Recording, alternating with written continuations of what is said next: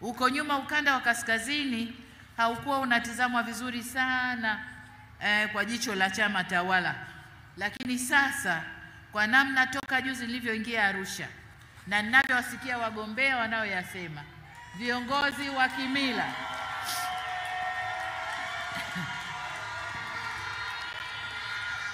na ahadi CCM na ahadi za viongozi wa kimila, maeneo mengine viongozi wa kimila wamekuja na majani yale ya kwamba mama yalopita yawe yamepita, tutazame mbele.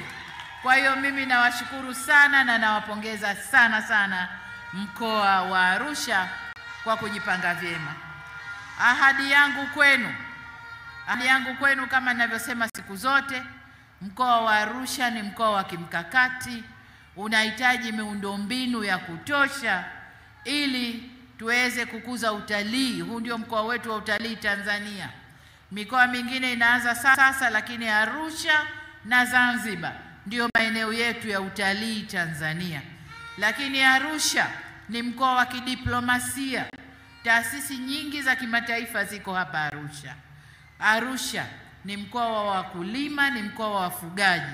Kwa ni mkoa ambao wa kimkakati unataka jicho la pekee. Ahadi yangu ni kwamba lile jicho la pekee tutajitahidi kulileta ili Arusha ibakie na ikue kama mkoa wa kimkakati. Arusha oye!